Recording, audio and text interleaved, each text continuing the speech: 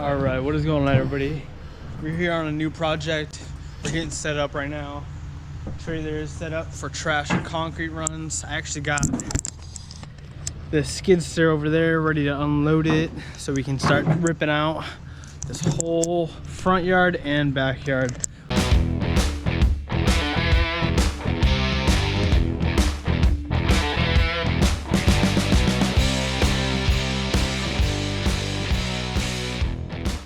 We got a big remodel that we're going to be doing. All brand new sod in the front. We're taking out this concrete driveway. That's going to be a paver driveway. Pavers in the front, all sod. Little planter retaining wall right there. Pavers are going to start right here, going to the back. All of this is pretty much where you see the concrete. It's going to be renewed pavers. This patio cover is going down. Pavers right here. All brand new sod's gonna come back here. We got the AC unit removed so that we can paver this area as well. We're gonna be paving all the way up against the house so that we don't have any water damage in the future. Retaining wall. We're gonna have a little planter wall starting from this little gutter system right here all the way to the corner, and then it's gonna start following this planter bed as it is right now. This patio cover is coming out as well. This is all coming out. We're gonna be putting a brand new patio cover. It's gonna be non-insulated, 4 recessed lights, it's a solid cover. We're gonna be tapping into that electrical, putting a little dimmer switch for the new patio cover that will come in. Except the only problem with the patio covers right now, they're all super delayed, 2 to 3 months backed up, so we have to wait. But this whole area is all going to be pavers. That's going to be raised up. Retaining wall as well right there for that tree. And that's kind of the plan right now. Oh, and we're going to wrap it around all the way to about right there. But the rest will be all pavers. We also are going to be installing a whole brand new irrigation system, timer, and yeah, that is the whole scope of the project right now. So as soon as we get further along in the project, I will show you more.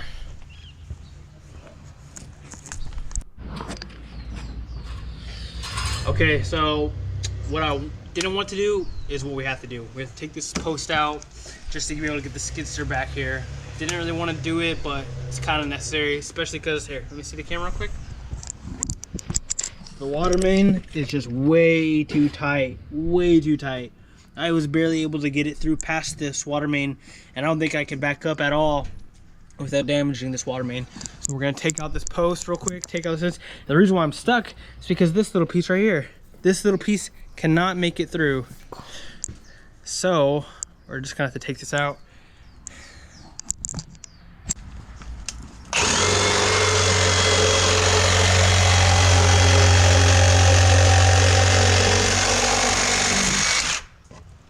Whoa, whoa, whoa. All right, I think I can get through now.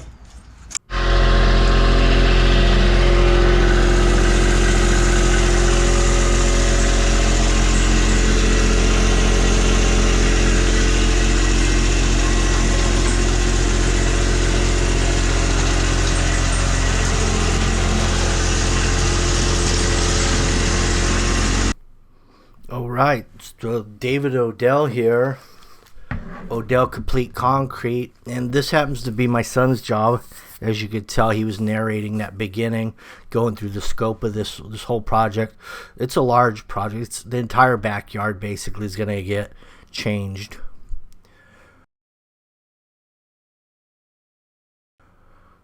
All these this patio cover's all rotted out. You can see that ledger board that's fastened to the house. Termites have eaten it all up.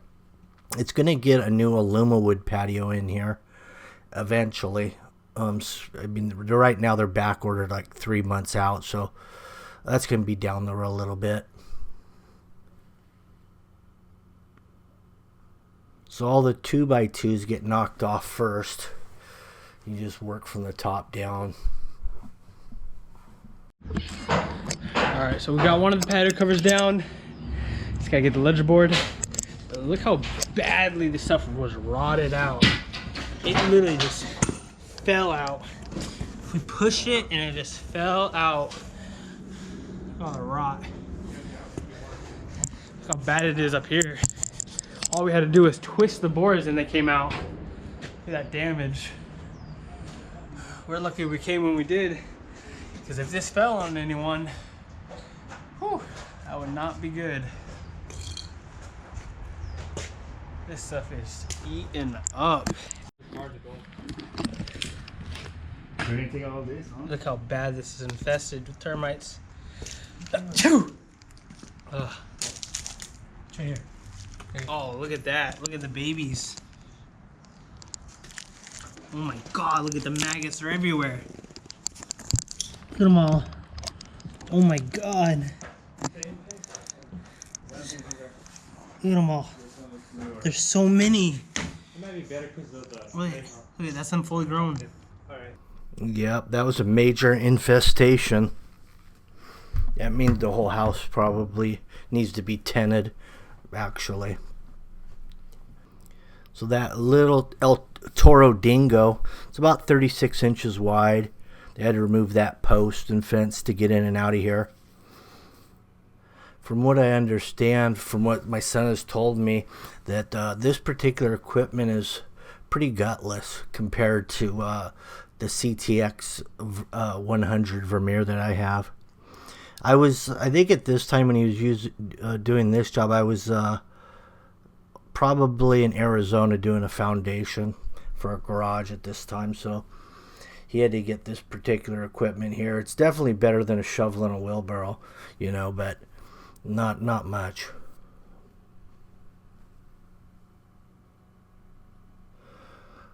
Now, as they get into removing these brick ribbons, they did a pretty good job on installing it. They've got 2 pieces of rebar in the footing under the brick. Then as they got into the concrete, that seemed to be well done. As also has rebar in it, and this Toro Dingo's not doing much damage to it, so it's all got to be done by hand, really. Oh man, I was worried. I ran into some rebar on this portion of the slab, and I thought we were gonna have rebar throughout this whole concrete slab backyard. As you can see, there's rebar in the brick borders, in the slab right here. Just to get this slab out, it took us like 30 minutes of prying with the tractor and the jackhammer. I didn't think to pick up breaker attachment because I didn't think there would be rebar in, 1970 concrete. Luckily, there is no rebar on this side. We just did a little tester. Stuff came out real fast over here. And you can see it's cracking up real fast with a couple swings of the sludge. So it's coming out real nice right here. But this side is going to be the hard side. It's so weird. They have rebar over on this side, but not on this side. Gonna find out though if there's rebar in this area now. I don't know if it's because of the patio cover that was up, or because they wanted to make sure that the brick border stayed in. Okay, so we wanted to peek under this concrete right here as well, just to double check. Look at that, no rebar on this one. So weird. They have rebar all along the footing and the brick borders, but no rebar in this area, only at the end over there. I don't know, that's kind of funky. Maybe you guys can comment down the comment section and let me know what your thoughts were of why there's only rebar in that section and not over in these areas. I don't know, weird stuff. Avery, what's your opinion? What do you think? Maybe they told the customer they were gonna put rebar, and they weren't lying, but they put it in different little spots, not consistently throughout the whole slab. Juan, what do you think?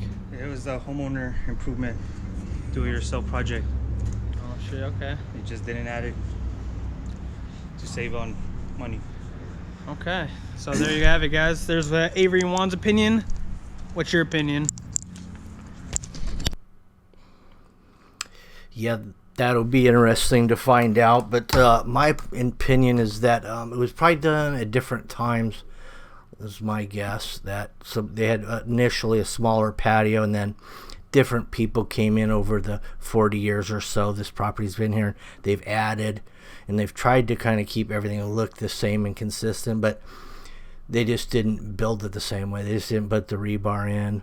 They did things a little bit differently, but it does look relatively similar.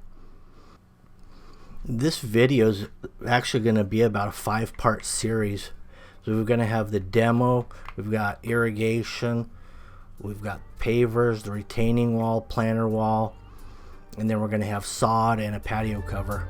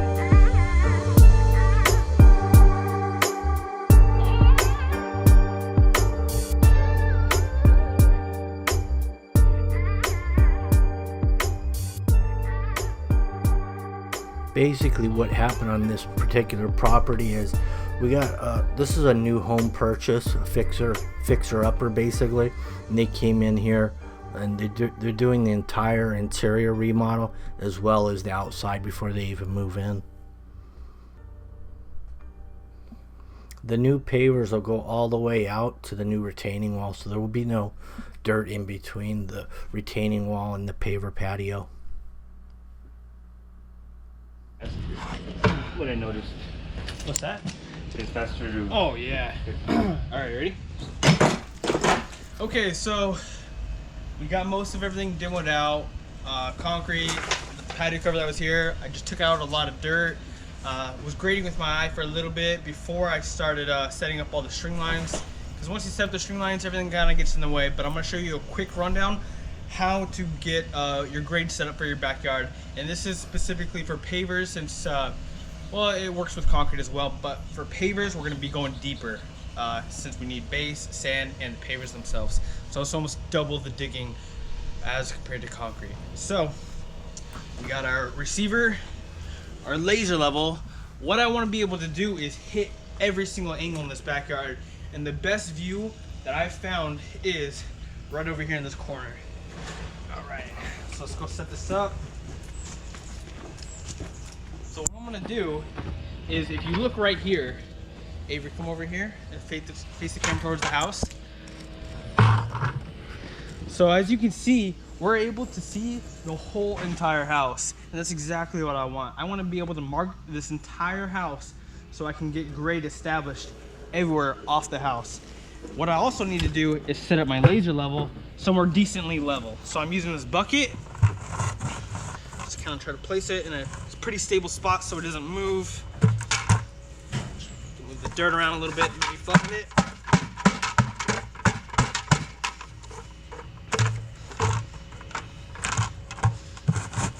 All right, I think that's pretty decent. All right. So what I'm gonna do is turn on the laser level. Let it do its thing, calibrate level, because this is self-leveling laser, which is nice. Okay, now that it's self-leveled itself, we're going to turn up the RPMs, because it's a pretty big backyard, and the higher rotation, the better it catches onto the receiver. So now, we're gonna go around this house and get some levels established. And then Juan, you hold some stakes with you, get the string line, you hold the sledge, and I'll start marking up everything, okay? Whatever I mark, just tie the string lines to. So now, turn this guy on, make sure we're getting a good reception.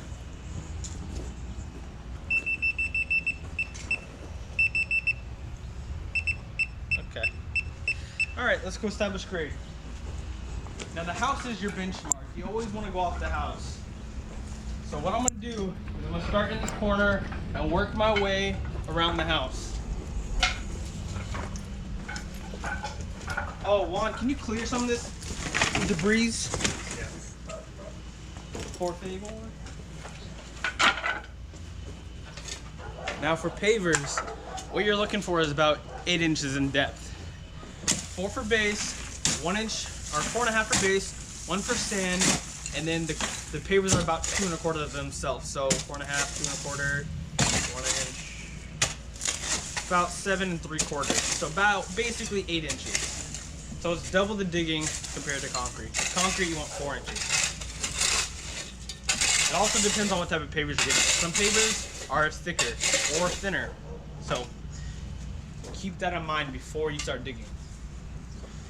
Okay, so now everyone's got to kind of make some room for the laser level so I can hit the receiver. Here, come from this side, Avery. Maybe you can. Okay, you see that, guys? We're already hitting on the laser. But before I even mark anywhere on the house, I need to measure down 1 inch off this weep screen. So that's what I want. I want 1 inch off of this weep screen.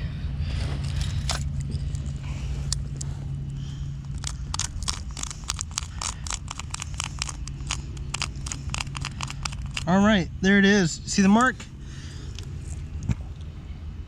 That's 1 inch down from the weep screen. Now we have plenty of gap between the weep screen, so if any water gets behind the stucco, it drains out. And then onto the pavers and out. Actually, one. That's fine. Okay, now I'm gonna set my grade.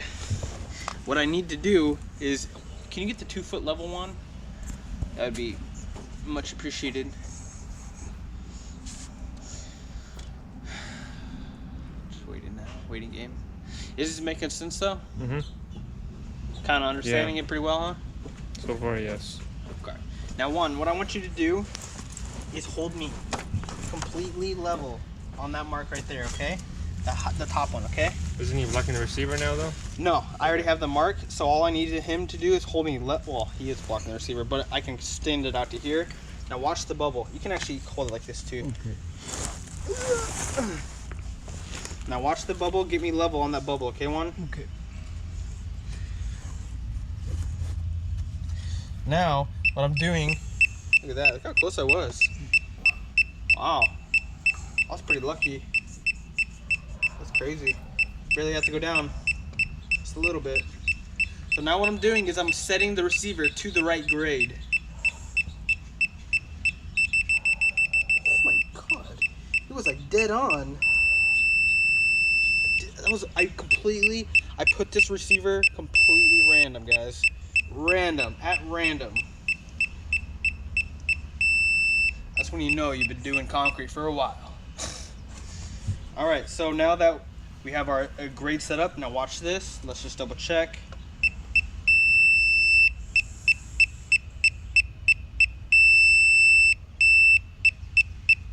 Now what I'm gonna do is I'm gonna go around with my receiver around this house and mark this everywhere. So let's go. And then we're gonna use the chalk line to snap the wall.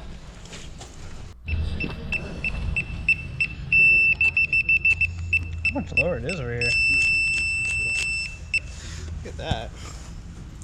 How much lower it is. They need them right away.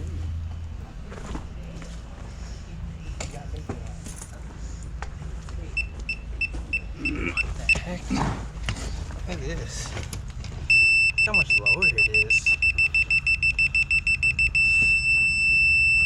Oh no, you know what? It's good. That's actually good. Look at that. This is a better angle. There's the weep screen. There's the mark.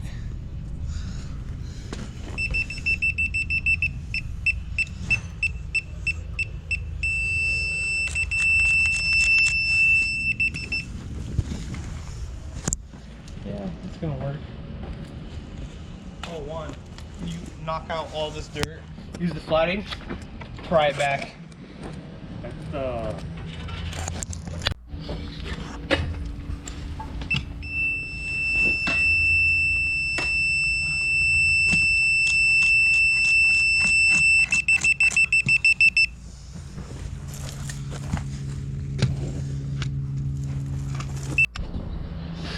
Okay, so this is what I was talking about. Now that we're on the other side of the house, now that the laser's set up to hit both sides of the house, I can mark everything out on the backyard that I need without having to move the laser level and reestablish benchmark and everything like that.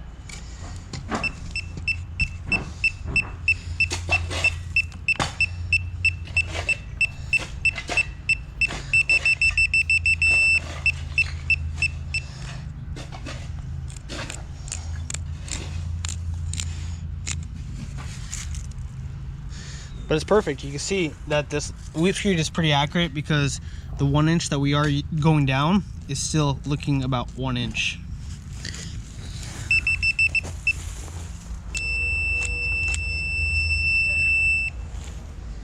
Perfect. All right. Now that we have the whole house all marked out, what we're gonna be doing next is, let's see. So what I need to do is I need to figure out how wide the pavers were again. I gotta think.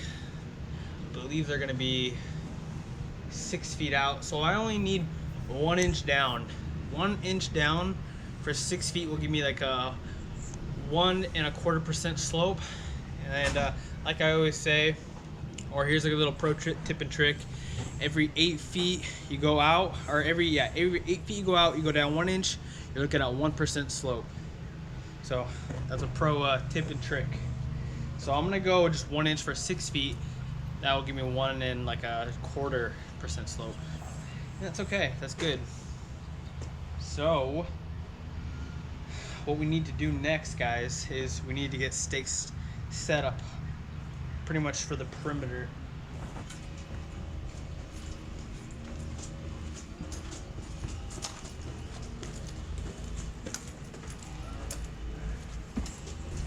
So 6 feet, 4 inches. So stake right there on the outside. Just like that. And slam her in.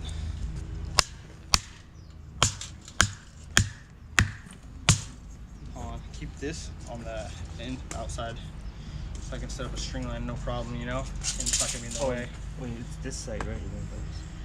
No, other side, because I don't want the stake inside the grate or inside the paver area.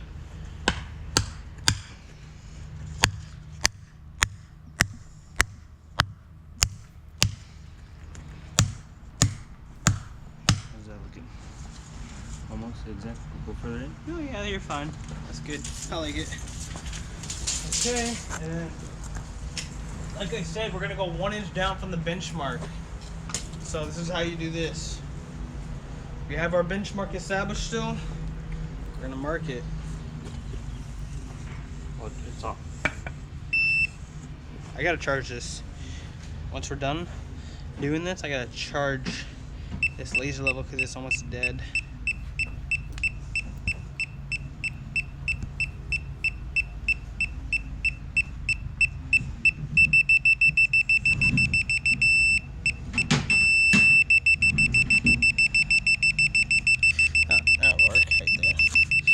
So there's the benchmark, boys.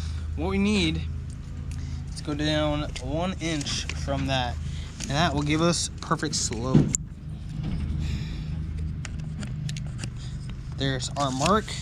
And what we also need to do is go down about 3 more inches. And what I'm gonna do is I'm gonna set string lines or stakes all down this way so that we can see the grade we have.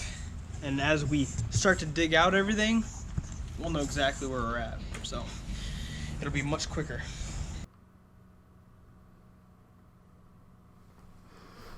Well, that was kind of interesting.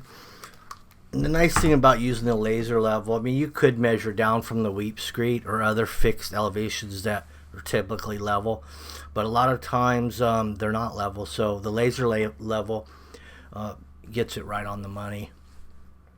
Another way you can do it, you know, if it's basically they have that fixed benchmark, they could just go up, move that laser level receiver up 8 inches on that stick, and now it would be at grade, your subgrade of your paver. So you could just keep digging, and somebody could just keep shooting elevation on the dirt without using a lot of string lines and stakes.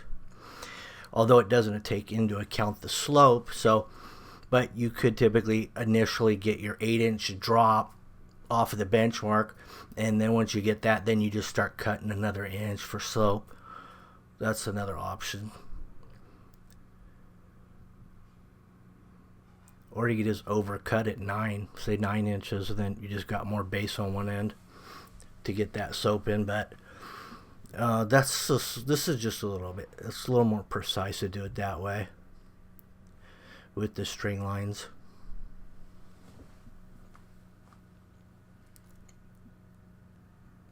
The area around the tree is going to get sawed at some point. This outside of those stakes will be sawed. It'll be pavers against the house. Okay, now that we have most of the dirt out of this backyard, what we are going to be doing today is pretty much just string lining the whole area up so we can see how deep we are and grading everything. We got actually some remodelers over here as well, so they're doing their thing on the inside.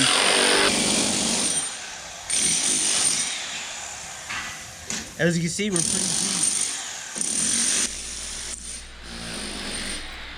You gotta go down about 8 inches below top of grade. What we're gonna do is just grade out this whole area, and we're putting drains in the middle right here.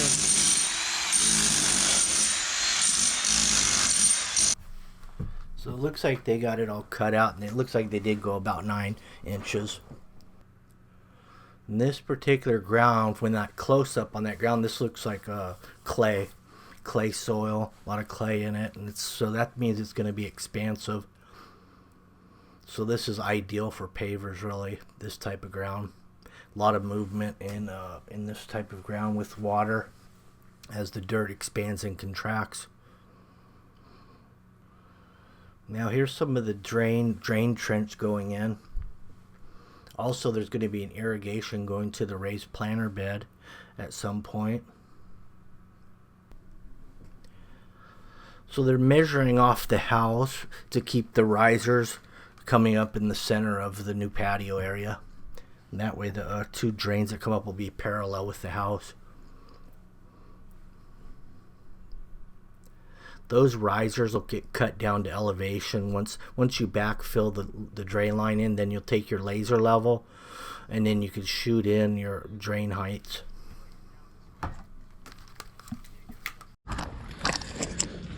Okay, so we got drains set up in the middle of the paver area. We're running it down this way. Need to get this one set up still. We don't have the levels established, but we got the drain in the ground. We're running it over here to this old this gutter system over here. As we were coming this way, look at this. We found an old beer bottle under this little gutter footing that was installed. See if we can still see the label. It doesn't say. No. Nothing? It doesn't say anything. Maybe there's a sip left one. There's a message in there though. No. SOS and help. Buried treasure, 4 yards. No, Thought that was kind of cool. All right, let's get the rest of the train in, and then test her. Yeah, I think that bottle looks like a Coors bottle would be my guess. That was a pretty popular one back in the day. These houses went up and they used to bury those. I find them all the time. A lot of times in block walls, in the cores of the block. Let me know what bottle you guys think that is out there. Is it a Budweiser, Coors, or what else was popular back then? Pabst maybe? Or, yeah, it could have been a Pabst. PBR. Maybe even not I don't think it's a Miller. But this is probably the 1970s, I would say. Alright, stay tuned for part 2 because that's going to be the planter wall. Also, we're going to have a part 3 and 4 of the pavers going in. So make sure you like, share, subscribe, hit the notification button. That way you'll be notified when the next part comes up and you won't miss anything. Thanks, have a good one.